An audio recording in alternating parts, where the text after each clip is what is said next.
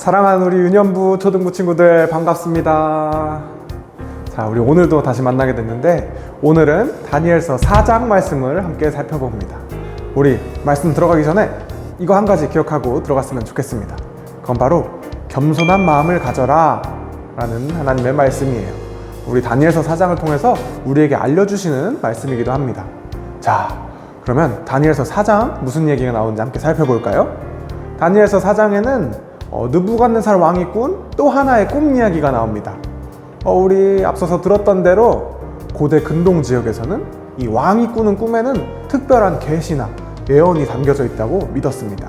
그래서 느부갓네살은 이번에도 자기가 꾼 꿈이 무슨 뜻인지 알기 위해서 사람들을 불러 모았습니다. 바벨론에 똑똑하다는 사람들, 자기가 미래를 안다고 말하는 점쟁이들을 다 불러 모아서 물어봤지만 그 누구도 제대로 대답하지 못했어요. 그래서 느부갓네살은 이번에도 하나님의 사람 다니엘을 부릅니다.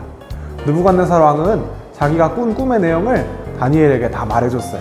꿈의 내용은 이랬습니다. 이 땅 한가운데 커다란 나무가 하나 서 있었습니다. 이 나무가 얼마나 높았는지 이 나무는 계속 자라서 하늘에 닿을 정도였다고 합니다. 이 나무는 잎사귀도 풍성하고 열매도 많이 맺혔습니다. 그래서 사람들도 와서 열매를 먹고 짐승들도 또 새들도 그 나무로 모여들었어요. 그런데 순간 하늘에서 이 세상을 감시하는 천사가 내려왔습니다. 천사는 큰 소리로 나무에게 말했습니다. 저 나무를 베고 가지를 자르고 잎사귀를 떨어뜨려라. 또 열매를 떼버리고 동물들도 새들도 모두 쫓아버려라. 하지만 나무 그루터기는 남겨둬라. 그 나무 밑둥을 쇠줄로 묶어서 들불 사이에 버려둬라.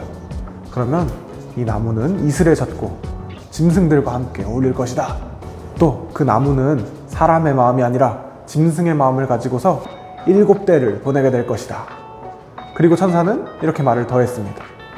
이것은 가장 높으신 분께서 이 세상을 다스리신다는 것과 그분 뜻에 맞는 사람에게 나라를 주신다는 것을 알리려는 것이다.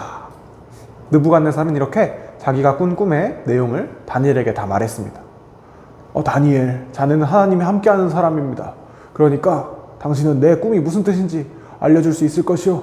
왕의 말을 다 들은 다니엘은 놀라서 좀 당황했어요. 다니엘이 우물쭈물하고 있으니까 느부갓네살은 다니엘을 재촉했습니다. 다니엘, 꿈이 무슨 뜻이든지 걱정 말고 솔직하게 나한테 말하시오. 왕의 말을 듣고서 다니엘은 조심스럽게 입을 열었습니다. 임금님, 이 꿈을 차라리 임금님의 적들이 꿨다면 좋겠습니다. 임금님이 보신 나무는 바로 임금님이십니다. 다니엘은 계속 말을 이어갔습니다. 나무가 자라서 하늘에 닿고 온갖 짐승이 모여든 것은 바로 임금님의 강력한 통치를 뜻합니다. 그런데 천사가 내려와서 나무를 베라고 했죠. 그리고 짐승의 마음을 가지고서 짐승들과 어울리게 될 것이라고 말했습니다. 그 뜻은 이렇습니다. 다니엘은 어렵게 말을 이어갔어요. 임금님은 이제 곧 사람의 마음을 잃고 들짐승과 함께 살며 소처럼 풀을 뜯어먹고 이슬을 맞으면서 살게 되실 겁니다. 이렇게 7대가 지나간 다음에야 비로소 임금님은 이 세상을 다스리시는 분은 가장 높으신 하나님이시며 하나님께서 자기 뜻에 맞는 사람들에게 이 세상을 다스리도록 권세를 주신다는 것을 깨닫게 되실 겁니다. 또 나무 그루터기는 남겨두라고 한 것은 바로 하나님이 세상을 다스리신다는 것을 깨달은 다음에는 임금님의 나라가 다시 제대로 선다고 알려주신 것입니다. 다니엘은 그 다음에 진심 어린 마음으로 느부갓네살에게 이렇게 충고했어요. 임금님, 부디 나라를 정의롭게 다스리시고 하나님께 죄를 회개하세요. 그리고 가난한 백성들에게 자비를 베푸세요. 그러면 임금님의 영광이 계속될지도 모릅니다. 이렇게 말하고서 다니엘은 돌아갔습니다. 느부갓네살은 이 다니엘의 해몽을 들었지만 다니엘의 말처럼 하나님의 뜻대로 살지는 않았어요. 느부갓네살은 그냥 평소처럼 지냈습니다. 그러다가 꿈을 꾼 지 1년이 지난 어느 때였어요. 느부갓네살 왕은 자기 궁전에서 산책하면서 혼잣말로 이렇게 중얼거렸습니다. 나의 이 나라를 보아라. 이 위대한 바벨론을 봐라. 내 권세, 내 능력, 내 영광이 넘치는구나. 그런데 느부갓네살이 미처 말을 다 끝내기도 전에 하늘에서 목소리가 들렸습니다. 느부갓네살아, 너의 권세가 너에게서 떠났다. 너는 사람의 마음을 잃고 들짐승과 함께 살면서 소처럼 풀을 뜯어먹고 살 것이다. 그리고 7대가 지난 후에야 하나님이 세상을 다스리신다는 것을 깨닫게 될 것이다. 그 순간에 느부갓네살에게는 정신질환이 찾아왔어요. 느부갓네살은 제대로 생각하는 능력을 잃어버리고 자기 자신을 소라고 믿었어요. 그래서 소처럼 4발로 걸으면서 짐승처럼 행동했습니다. 그래서 머리카락도 막 산발이 되고 손톱도 거칠게 자랐습니다. 더 이상 느부갓네살은 왕으로서 나라를 다스릴 수 없는 지경에 빠져버렸습니다. 이렇게 느부갓네살 왕은 한동안 짐승처럼 지냈어요. 그러다가 하나님이 정하신 기간이 지나고 나서야 제정신을 차렸습니다. 정신을 차린 느부갓네살은 그제서야 이제 다시 왕으로서 나라를 다스릴 수 있었습니다. 정신을 되찾은 느부갓네살은 다니엘이 해준 말을 드디어 기억했어요. 그리고서는 하나님을 찬양했습니다.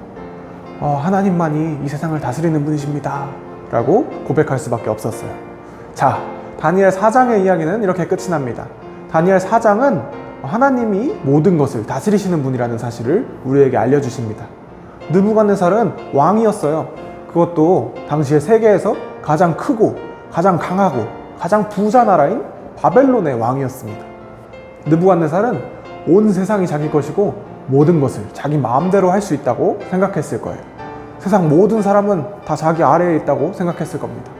이렇게 스스로 높아지고 남을 깔보는 마음을 우리는 교만이라고 합니다. 그런데 교만은 바로 하나님이 가장 싫어하시는 죄 중에 하나예요. 하나님은 우리가 스스로 높아지고 남을 낮추는 교만한 사람이 되기를 원치 않으세요. 교만의 반대말은 겸손이에요. 겸손은 하나님 앞에서 저는 부족하고 연약한 사람입니다. 그래서 하나님의 도우심이 필요합니다 라고 자기를 낮추고 하나님을 높이는 마음이에요. 하나님은 느부갓네살이 겪은 일을 통해서 우리에게 교만해서는 안 된다고 알려주고 계세요. 모든 것을 다 가진 것 같았던 느부갓네살은 하나님께 회개하고 정의롭게 나라를 다스리라는 다니엘의 말을 듣지 않고 자기 마음대로 교만하게 살았습니다.